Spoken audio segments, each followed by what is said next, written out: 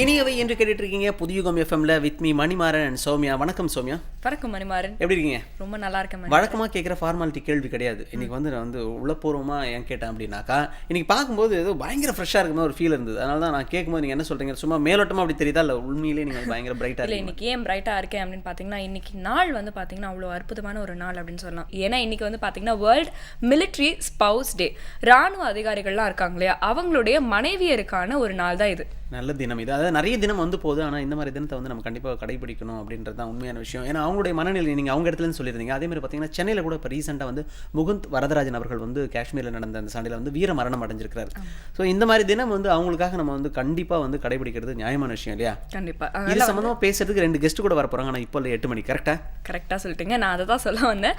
8 மணிக்கு அவங்க கிட்ட பேசலாம். பட் அதுக்கு முன்னாடி பார்த்தீங்கன்னா நிகழ்ச்சியோட தொடக்கத்தில் நம்ம உடலுக்கும் மனசுக்கும் ஆரோக்கியம் தர ஒரு விஷயத்தை பார்க்க போகிறோம். அதாவது எளிய உடற்பயிற்சி முறைகளை பார்க்க போறோம். பார்க்கலாமா? இமீடியட்டா பார்த்தலாம்.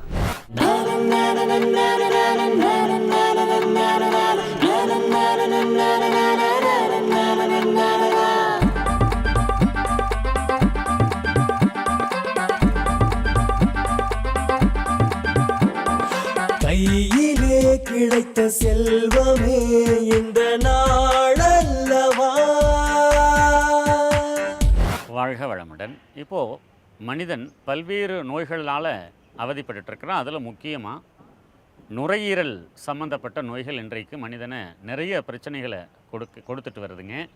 நிறைய ஆஸ்துமா பேஷண்ட் வர்றாங்க, உருவாகிட்டே இருக்கிறாங்க. பல நாடுகளில் பலவிதமான ஆராய்ச்சிகள் செய்துட்ருக்கிறாங்க. அதற்கான காரணம் என்ன அப்படின்னு சொல்லிட்டு மகிழ்ச்சி அவங்க நிறைய ஆராய்ச்சி பண்ணி இந்த நுரையீரலுக்கு ஒரு பயிற்சி கொடுக்கறதுனால, அதாவது ஒரு பக்கம் அழுத்தி இன்னொரு பக்கம் விரிவடைய செய்கிறதுக்காக வேண்டி இந்த நுரையீரல் பயிற்சி, நரம்பு தசை நார் சுவாச பயிற்சி அப்படிங்கிற ஒரு பயிற்சியை அழகாக வடிவமைச்சிருக்கிறாங்க.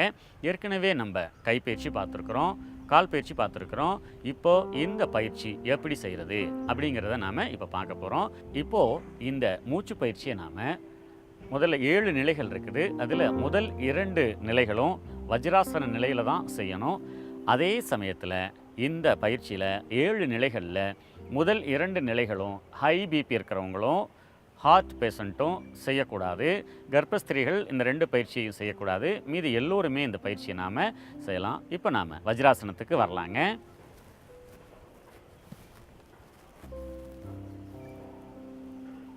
இந்த பயிற்சியை நம்ம இப்போ செய்ய போகிறோம்.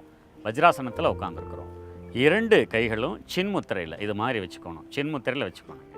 சின்முத்திரையில் வச்சுட்டு இந்த அடிவயிறும் தொடையும் சேரக்கூடிய இடத்துல இந்த சின்முத்திரையை வைக்கணும். கட்டை விரலும் ஆள்காட்டி விரலும் சேர்த்துருக்குறோங்க, அதை இங்கே வச்சுருக்குறோம். மற்ற 3 விரல்களையும் 2 தொடைகள் மீது நேராக வச்சுக்கிறோம். இது மாதிரி வச்சுக்கிறோம். உடல் நேர்கோட்டில் இருக்குது. ஒரு தடவை நான் செய்கிறேன், அப்புறம் நீங்கள் அதை பார்த்துட்டு செய்யலாங்க. நல்லா மூச்சை முதல்ல உள்வாங்கணும். மூச்சை மெதுவாக விட்டுக்கொண்டே கீழே வரணும். மெதுவாக முடிஞ்ச வரைக்கும் கீழே வரலாம்.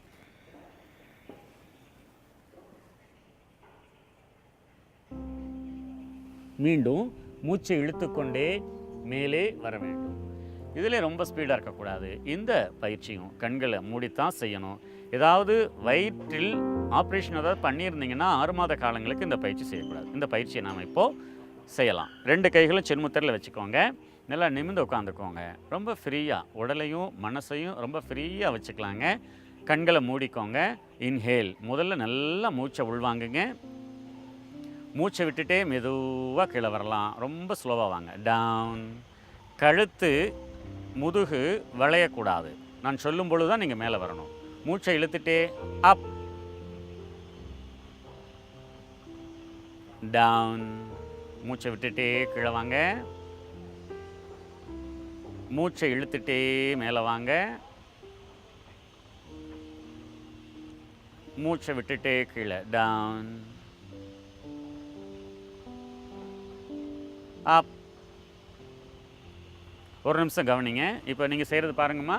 இன்னும் கொஞ்சம் கீழே வரணும், சரிங்களா? இன்னும் கொஞ்சம் கீழே வந்தால் பெட்டராக இருக்கும். முடிஞ்ச வரைக்கும் ட்ரை பண்ணுங்கள். ஒரு தடவை பாருங்கள். நல்லா மூச்சு இழுத்துக்கணும். மூச்சை விட்டுட்டே மெதுவாக கீழே வரணும்.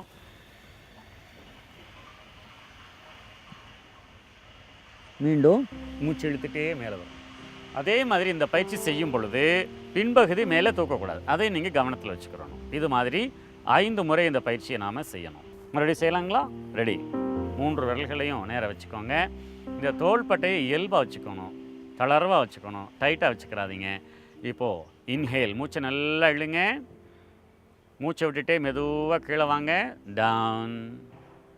இப்போ கழுத்து முதுகந்தண்டு நேராக இருக்கணும், தொங்க விடக்கூடாது. மூச்சை இழுத்துட்டே அப், மெதுவாக வாங்க, டவுன், அப், down, up, down, up. இப்போ நாம் இதில் ஒரு பயிற்சி முடிச்சிருக்கிறோம்.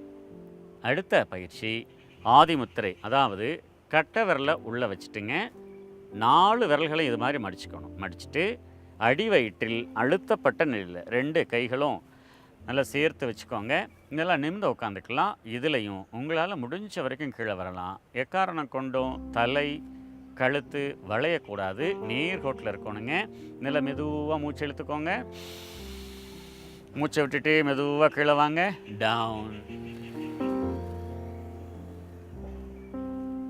அப்,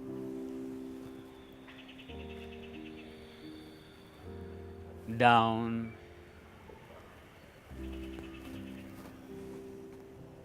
up, down, up, down, up, down, up. இப்போ நாம் இதில் 2 பயிற்சிகளை பார்த்துருக்குறோம். இப்போ இந்த ஆசனத்தை கலைக்க போகிறோம். 2 கைகளையும் முன்புறம் ஊன்றி பின்பகுதியை லேசாக அப்படி தூக்கி கைகளுக்கு பேலன்ஸ் கொடுத்து ஆசனத்தை கலைச்சிடலாம். இப்போ இந்த முதல் 2 பயிற்சிகளையும் நாம் பார்த்தோம். இதனுடைய பலன்கள் என்ன அப்படின்னு பார்த்தீங்கன்னாக்க, இன்றைக்கு நிறைய பேருங்க சர்க்கரை வியாதினால் ரொம்ப அவதிப்படுறாங்க. ஆக இந்த பயிற்சி செய்கிறதுனால சர்க்கரை வியாதி குறைகிறதுக்கு நிறைய சான்சஸ் இருக்குதுங்க. அதே நேரத்தில் பார்த்தீங்கன்னாக்க இந்த அடிவயிற்று தசைகள் இறுக்கம் பெறுகிறது. அதே மாதிரி தொந்தி அதிகமாக இருக்கிறவங்களுக்கு அது கரைகிறதுக்கு வாய்ப்பு இருக்குது. இந்த முழங்கால் வலி இதில் தீருவதற்கு நிறைய சான்சஸ் உண்டுங்க. அதே மாதிரி நிறைய நுரையீரலுக்கு காற்று போயிட்டு வர்றதுனால நுரையீரல் சம்மந்தப்பட்ட பிரச்சனையெல்லாம் தீருது. மணி, நம்ம நிகழ்ச்சியோட தொடக்கத்திலே பார்த்தீங்கன்னா இந்த எக்ஸசைசஸ் பற்றிலாம் வந்து பார்த்தோம் இல்லையா? எக்ஸசைசஸ் பார்த்தீங்கன்னா நம்மளுடைய உடம்புக்கு மட்டும் இல்லாமல் மனசுக்கும் பார்த்தீங்கன்னா ஒரு ரிலாக்ஸேஷன் வந்து கொடுக்கும் அப்படின்னு சொல்லியிருக்காங்க.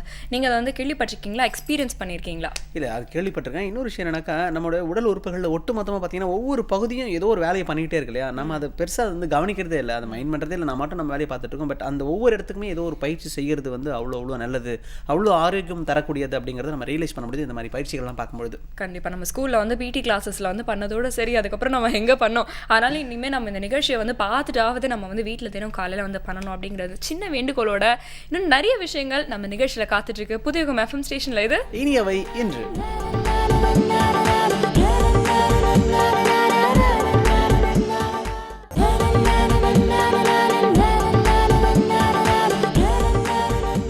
புதிய எஃப்எம்ல இனியவை என்று கேட்டுருக்கீங்க. With me Manimaran and Soumya.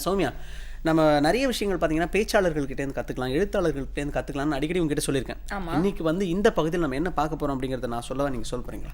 நானே வந்து சொல்கிறேன். பேச்சாளர் இளசி சுந்தரம் வந்து பேச போகிறார். பட் அவர் என்ன பேச போகிறார் அப்படிங்கிறத பார்த்தீங்கன்னா பழக்கம் அப்படிங்கிற விஷயத்தை பற்றி தான் வந்து பேச போகிறார். இப்போ வந்து ஒரு வார்த்தைக்கு நிறைய அர்த்தங்கள் இருக்கும், ஒரு இடத்துக்கு ஏற்ற மாதிரி மாறணும் இல்லையா? இப்போ நம்மளுக்கு வந்து டீ குடிக்கிற பழக்கம் இருக்குது அப்படின்னு சொல்லலாம். பழக்கத்துக்காக அவனுக்கு இந்த விஷயத்த செஞ்சோம் அப்படின்னு, எல்லாம் பழக்க வழக்கம் தான் அப்படின்னு சொல்லிட்டு ஒரே ஒரு வார்த்தை தான், ஆனால் அந்த ஒரு இடத்துல வந்து ஒவ்வொரு மாதிரி வந்து மாறுது இல்ல. அந்த ஒரு விஷயத்தை பத்தி தான் வந்து இப்போ இளசை சுந்தரம் அவர்கள் வந்து பேச போறாரு. இதை பத்தி நாம இப்படி பேசிட்டு இருக்க விடுதலை அவர் என்ன பேசுறாரு அப்படிங்கறத நம்ம பார்த்து தெரிஞ்சுக்கலாமா? ஏன்னா படிச்சவங்க நிறைய சொல்லும்போது அந்த மாதிரி விஷயங்கள்லாம் கேட்க தான் செய்யணும். நம்மளோட வார்த்தையை இப்போ குறைச்சிட்டு இமீடியட்டாக நம்ம பார்க்க ஆரம்பிச்சிடலாம். இன்றைக்கு பழக்கம் என்ற ஒரு சொல்லை நாம் எடுத்துக்கொள்வோம். வாழ்க்கையிலே சில செய்திகளை பழகுவதின் மூலமே பல பேர் வெற்றி பெற்றிருக்கிறார்கள். 6 அறிவு நமக்கு இருக்கிறது என்றாலும் அந்த அறிவை ஒரு பழக்கத்துக்குள்ளே கொண்டு வந்தால் அதன் மூலமாக நாம் அடைகிற வெற்றிகள் அதிகம். எனவேதான் சித்திரமும் கைப்பழக்கம் செந்தமிழும் நாப்பழக்கம் என்று அவை பிராட்டி சொன்னாள். எதை ஒன்றையுமே பழகி பழகிதான் நாம் சாதனைகளை படைக்க முடியும்.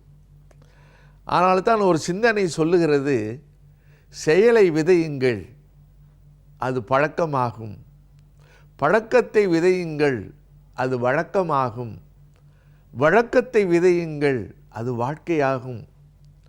இப்படி ஒவ்வொன்றாக படிப்படியாக நம்மோடு இரண்டாவது நேச்சர், செகண்ட் நேச்சர் என்று இந்த பழக்கத்தை சொல்வார்கள். அது நல்ல பழக்கமாக இருந்தால் நல்ல திசையை நோக்கி நம்மளை நகர்த்தி கொண்டு போகும். தீய பழக்கமாக இருந்தால் கேட்கவே வேண்டாம். ஆனால் இந்த தீய பழக்கம் நாம் முயற்சி செய்யாமலேயே நம்மை ஒட்டி கொள்ளும்.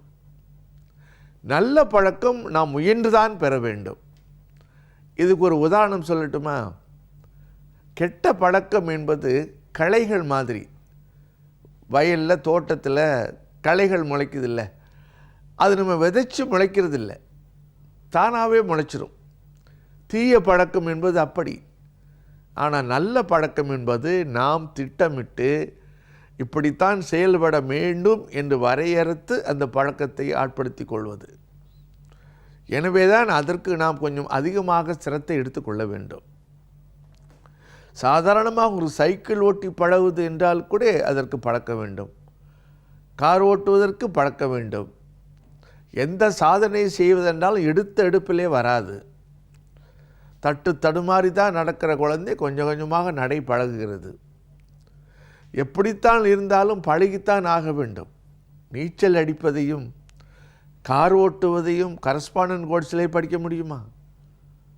தண்ணிக்குள்ளே விழுந்து நீச்சல் அடித்து முங்கி திக்கி திணறித்தால் நீச்சல் வரும். அதே போல் சைக்கிள் ஓட்டும் போதும் கீழே விழுந்து உடம்பில் காயம் வந்து பிறகு பழகி நல்லா பழகியாச்சுன்னா கையை விட்டுக்கிட்டே வண்டி ஓட்டுற அளவுக்கு பையன் தெளிவாகி விடுவான்.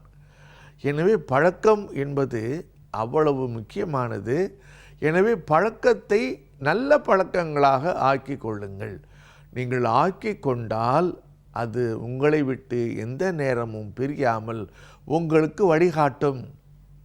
இதற்கு ஒரு வேடிக்கை நிகழ்ச்சி சொல்வார்கள். கிராமப்புறங்களில் நாம் பஸ்ஸில் போகும்போது பஸ்ஸில் குலுக்கம் இருக்கும். நாம் ஏதாவது எழுத வேண்டும் என்றால் எழுத முடியாது. ஆனால் அந்த பஸ்ஸில் ஓடுற கண்டக்டர் இருக்கிறாரு, அவர் அந்த பஸ்ஸோட ஆட்டத்திலும் குலுக்கத்திலும் பாதிக்கப்படாமல் அந்த இன்வாய்ஸ் கட்டத்துக்குள்ளே நம்பரை சரியாக போட்டுக்கிட்டே வருவார். இது எப்படி அவருக்கு வாய்த்தது? ஆரம்பத்திலே திணறி இருப்பார். ஆனால் போக போக போக அது பழகி பழகி ஆட்டத்திலே குலுங்கினாலும் வண்டியில் ஏற்றத்தாழ்வு வந்தாலும் பிரேக்கு போட்டாலும் டிரைவர் தான் எழுதுவதில் தவறாமல் அது எழுதுகிற பழக்கம் அவருக்கு வந்துவிடும். ஆனால் அப்படி பழக்கம் வந்துட்டுது. என்ன ஒரு நாள் பிரச்சனை வந்ததுன்னா, ஞாயிற்றுக்கிழமை விடுமுறை, வீட்டில் உட்கார்ந்து நண்பருக்கு ஒரு கடிதம் எழுதணும். கடிதம் எழுதுகிறாரு, எழுத வரல. ஏன்னா அவருக்கு ஆட்டத்திலும் குலுக்கத்திலும் எழுதி எழுதி உடம்பு பழகிவிட்டது. நார்மலாக இருந்து எழுத முடியல. இந்த பழக்கத்தோட வலிமையை பாருங்கள். வேறு என்ன பண்ணினார்? பையனை கூப்பிட்டு மேஜையை ஆட்டிக்கிட்டே இருக்க சொன்னார். அவன் மேஜையை ஆட்டிக்கிட்டே இருந்தால் அப்போ தான் சரியாக எழுதுகிறார். பழக்கத்தின் வலிமை அப்படிப்பட்டது. எனவே காலையில் 4 மணிக்கு எழுந்திருக்க வேண்டும், படிக்க வேண்டும் என்று பிள்ளைகள் நினைத்தால் உடனே அன்றைக்கே அது செய்துவிட முடியாது. கொஞ்சம் எழுந்திருந்து, கொஞ்சம் திண்டாடி, தூங்கி விழுந்து, ஆனால் ஒரு வைராக்கியம் மனசில் இருக்கணும். அந்த வைராக்கியம் இருந்தால் 2 நாள், 3 நாள், 4 நாள், 5 நாள், 6வது நாள் சரியாக 4 மணிக்கு அலாரம் வைத்து எழுந்து விட வேண்டும் என்ற பழக்கம் வந்தால் 6வது நாள், 7வது நாள் அலாரம் அடிக்காமலேயே சரியாக அவர்கள் எழுவார்கள். மனதிலே அந்த பழக்கம் பதிந்துவிடும். எனவே தான் பழக்கத்தை ஏற்றுக்கொள்ளுங்கள், நல்ல பழக்கத்தை உருவாக்கி கொள்ளுங்கள். அது உங்களை வழி நடத்தும். இதை இளம் பிராயத்தில் தான் உருவாக்கி கொள்ள முடியும். எல்லாம் முடிந்த பிறகு நடப்பதற்கே திண்டாடுகிற நேரத்தில் எதை பழகுவது? எனவே இளம் பருவத்தில் இருக்கிற இளைஞர்கள், சிறு பிள்ளைகள் நல்ல நல்ல பழக்கங்கள் எது என்று நம்முடைய ஆன்றோர்கள் முன்னோர்கள் சொல்லியிருக்கிறார்களோ அந்த பழக்கங்களை நம்மோடு உடலோடு உடலாக குருதியோடு குருதியாக இணைக்கிற அளவுக்கு பழகிவிட்டால் அவர்களை அறியாமலேயே அந்த பழக்கம் சிகரத்தின் மீது அவர்களை ஏற்றி வைக்கும். முயற்சி செய்து பார்ப்போம். சுவாரஸ்யமாக தான் இருந்தது இல்லையா? ஒவ்வொரு தடவை வந்து நம்மளுக்கு தெரிஞ்ச ஒரு விஷயங்களை வந்து அவர் ஒரு கோணத்தில் வந்து சொல்லுவார். அதை கேட்கும்போது நம்மளுக்கு வந்து அட இப்படி ஒன்று இருக்கு இல்லையா அப்படின்னு வந்து தோணும். அந்த மாதிரி நிறைய விஷயங்கள் நம்ம நிகழ்ச்சியில் நிறைஞ்சிருந்தாலும் அடுத்து நம்ம என்ன பார்க்க போகிறோன்றதை சொல்லுங்கள். அடுத்து வந்து சித்த மருத்துவம் பற்றி நம்ம வந்து அருண் சார் பேச போகிறாரு. சித்த மருத்துவம் அப்படின்றது ஒரு முக்கியமான விஷயம் சௌமி. அதை பற்றி நான் உங்ககிட்ட சொல்லி ஆகணும். இப்போ ஐரோப்பிய மருத்துவம் பார்த்தீங்கன்னு வச்சுக்கோங்களேன், எல்லாருமே என்ன பண்ணுறாங்கன்னா அந்த ஐரோப்பிய மருத்துவம் நோயாளிகள் வந்து வாடிக்கையாளராக பார்க்குற மருத்துவம் ஐரோப்பிய மருத்துவம். ஆனால் சித்த மருத்துவம் அப்படி கிடையாது. நோயாளிகளை மனுஷனாக பார்க்குற ஒரு மருத்துவம். இன்னொரு விஷயம் பார்த்தீங்கன்னா, இந்த ஐரோப்பிய மருத்துவம் நீங்கள் எடுத்துக்கிட்டிங்கன்னா அது வந்து சாப்பிட்ட உடனே கேட்கும், ஆனால் அந்த நோயை வந்து தீக்காது. ஆனால் நம்ம சித்த மருத்துவம் அப்படின்னு பார்த்தீங்கன்னாக்கா சாப்பிட்ட உடனே கேட்காது, ஆனால் நிச்சயமாக அந்த நோயிலேருந்து நம்மளை வந்து அந்த நோய்களை வந்து சீக்கிரமாக போக்கும் அப்படின்னு சொல்லலாம். அந்த அளவு ஒரு மகத்தான ஒரு விஷயம் இந்த சித்த மருத்துவம். அதாவது வந்து சாப்பிட சாப்பிட கேட்கும் அப்படின்னு சொல்லலாம் இல்லையா? அந்த மாதிரி ஒரு விஷயம். அதாவது slow and steady wins the race அப்படிங்கிற மாதிரி சித்த மருத்துவம் வந்து பொறுமையாக தான் வந்து நோயை குணப்படுத்தும், ஆனால் வந்து கண்டிப்பாக வந்து குணப்படுத்துறோம் இல்லையா? எனக்கு தெரிஞ்ச மொழியில் நான் சொன்னேன், உங்களுக்கு தெரிஞ்ச ஆங்கில மொழியில் நீங்கள் சொல்லியிருக்கீங்க. அப்படிப்பட்ட சித்த வைத்தியத்துல இருந்து ஒரு விஷயத்தை வந்து நம்ம பார்க்கலாம். ஸ்கின் ரேஷஸ்ன்றது, skin irritation, itching, skin allergy, மொத்தத்தில் சொல்லணும்னா ஸ்கின் அலர்ஜின்றது ஒரு பெரிய ப்ராப்ளம். அதுக்கு வந்து என்ன ரெமெடி இருக்குது? ஒவ்வாமை நம்ம சொல்லுவோம் அலர்ஜியை.